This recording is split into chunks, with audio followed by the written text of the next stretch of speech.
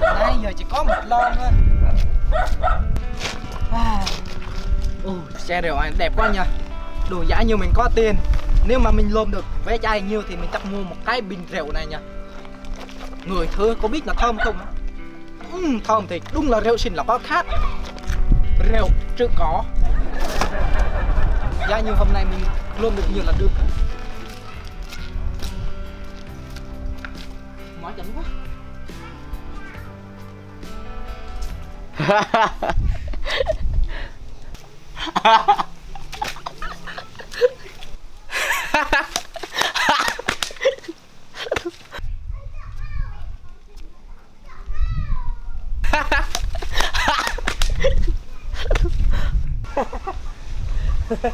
Ơi, mày có cái gì vậy? Ủa, siêu đen về Bình Dương rồi hả? Trời ơi, sao mà trắng gì bay? Trời ơi, lại đây, lại đây. Lại đây, lại đây. Ok. Lâu quá không gặp. Trên đây có khỏe không? Khỏe chứ. Khỏe à? Trời ơi, mà hồi nãy đi ngang đường này thấy bạn cười cái gì vậy? Xem em ơi chốt. Ủa, anh đen đi đâu vậy? Đi lồng về chai, đi kim mắm muối, để sòng qua ngày. Mùa dịch như thế này không có gì làm hết, chỉ kim vé chai thôi mà để sòng qua ngày được. Ồ, khổ vậy hả? Trời ơi, Sống giờ khổ lắm. tội nha. Thế bạn có cái gì để ăn không? Rau lặng tôi đời đó. Ủa, bên này đồ người ta đâu có lượm chai, lượm lon hay gì đó. Bên này người ta không lượm đâu. Này người ta đi lượm gà, lượm chó hay gì, lượm cái gì đó, lượm cướp hay gì đó, rất là nhiều đấy. Vậy hả? Dạ. Sướng nha. Làng tôi chỉ có lùm cái thôi. Đói quá. Xí đen ơi, xí đen ơi. Lại đây, lại đây.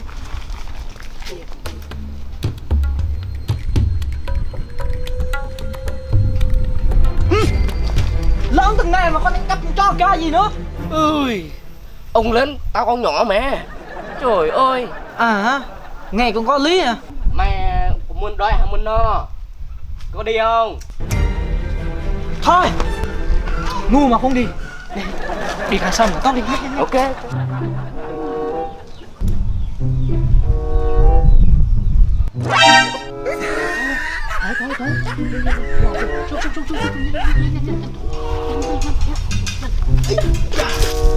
Lại, xí đi, xí đi.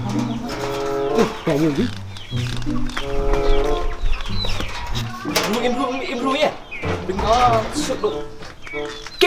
Kim không nọc bẹp kim. Kim.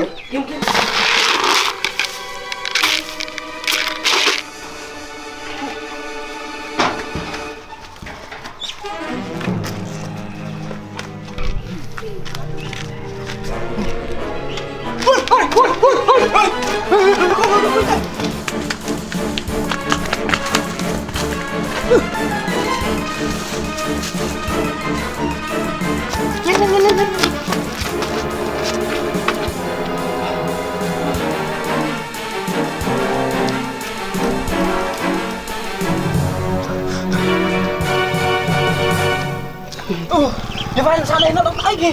Mình rối trước. Đúng. Tay mày đó. Để tao giải quyết cho. Sao chúng ta phải yêu chung để tao giải quyết cho. Đi cẩn thận nhá. Yeah.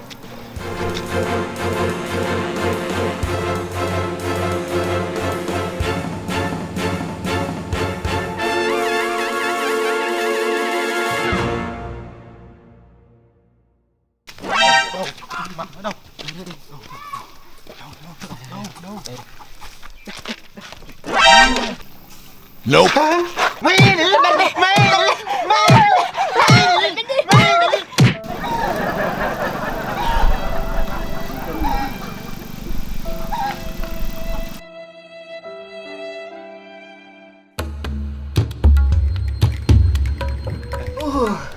Nóng quá. Là một bát trà đã. Đau lưng quá. Cái thằng bạn này qua trời ác quá. Nhỏ xíu thôi. Mày quá, người ta vẫn còn thả. Nếu người ta vẫn đập là chắc bây giờ chắc không đi không được nữa. Là một bát trà cho nó tỉnh táo đã. Đau quá. Phải suy nghĩ cách mới được. Hôm nay tao sẽ rủ nó đi ăn cắp mic. Anh cắp lại được một lần nữa. Nghe nói nhà bên kia là thằng đó ác hơn nữa, nhiều mấy qua bờ. Phải bắt được nó, phải vân cho nó mới được. Đủ. Cứ mà đi ăn cắp mà người ta vân mình mãi thế này không được đâu. 10 năm đi tra thu vẫn chưa muộn. Nè, không biết nó đi đâu nữa.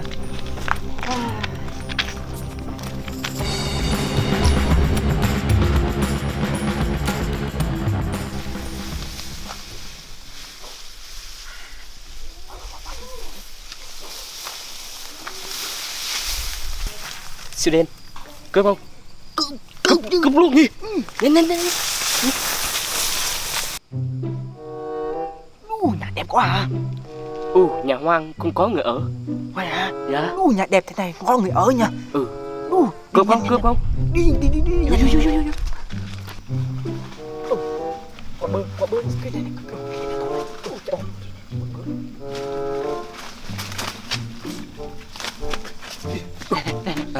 Sao? Còn mày thì hại. Còn tao thì giặt trắng đường nha. Dạ. Mày có xài bao nhiêu cũng được. Hay nhiêu thì càng tốt. Anh em mình ăn vô tư luôn. Dạ. Để tao hết cho.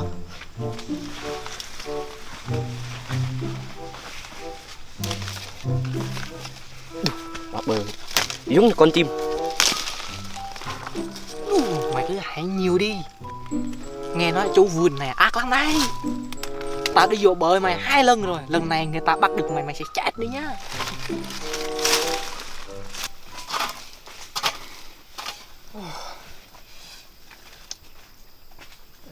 Chắc bị nha.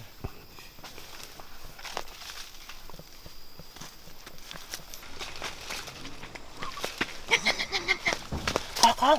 Đây, cho mày 2 cái luôn. Đây. Cho xíu. Đủ. Sao mà bự chứ? Đủ. Đi.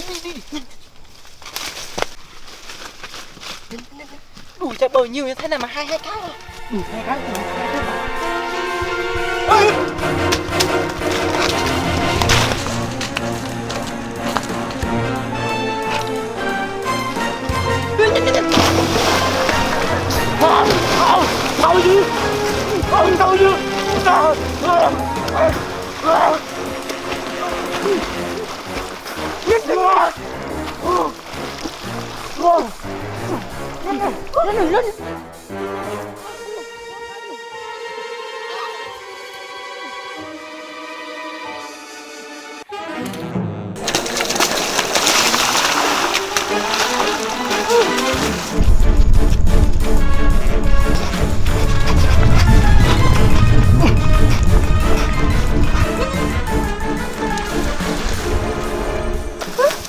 Sao vậy? Đau quá. Mệt quá. Đau không rút luôn quá. Im luôn. Thôi. Sao? Giờ mà không có cách nào nữa. Hả? Này, tao đưa lại 2 cái trái bơ này. Mày cứ ngồi ở đây nha. Để tao giải quyết cho. Dạ. Đó, mày cứ yên tâm nha. Đâu có rụt luôn mà. Ngồi nha. Mày lần này mày chết chắc rồi.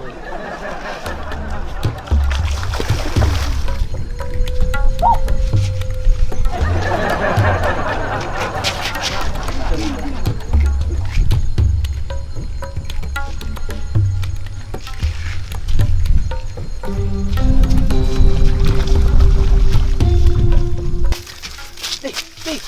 Thấy không? Đi. Nope. Hả?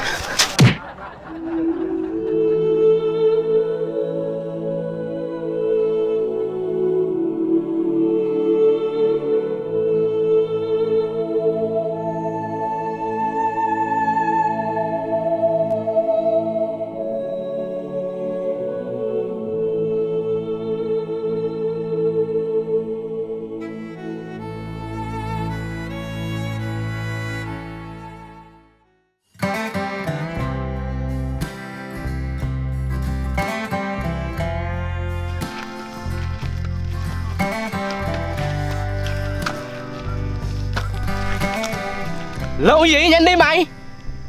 Trời ơi là trời. Đi nhận sao đi nhận được? Tại mày á, cái vọc nó sưng ớt này, Bị khùng hả? chảy mũi rồi này. Trời ơi. Từ này mà sao tao cũng ăn cắp như mày nữa?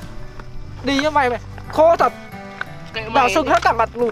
Thôi bữa sau tao không ăn cắp với mày nữa. Mày xui quá. Thôi từ này ai mà biếu Mày mày là gặp con chứ? nít thôi. Từ này tao để gặp với mày nữa. Mày nhỏ thì tao lớn, tất nhiên người ta muốn tao rồi. Khổ quá.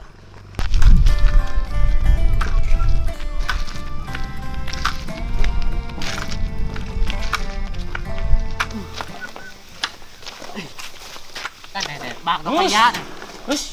Bỏ qua đi. Nhanh đi.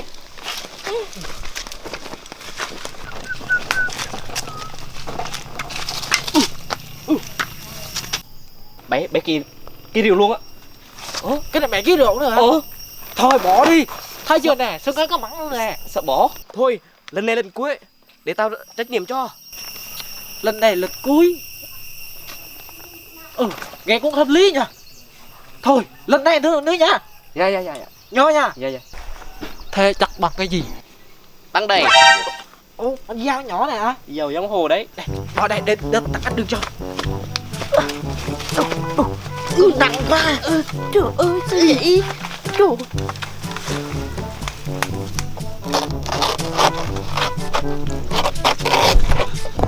Cứng quá.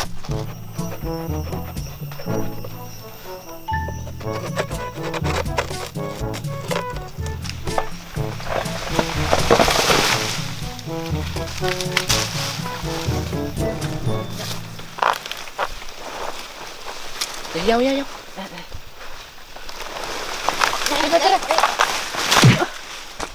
Cầm cái bầu đi đi. Vô hộ nha. Cầm sọc mấy cây lân cho này mất nha. Nhanh. Sợ người ta quá. Nhanh.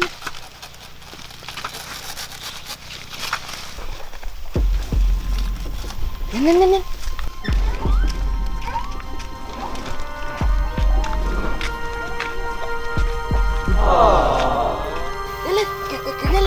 Siêu đi. Nhanh lên.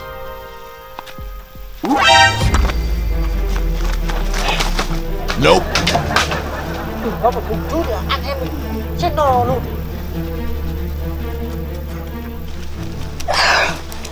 Có một cùng chút ăn em mình no nê luôn. Rồi, cuối cùng cũng đã đứt rồi. Nhắm thì cũng tủ nhặt em nặng quá. Nè. Nope. Anh gặp đã có ăn.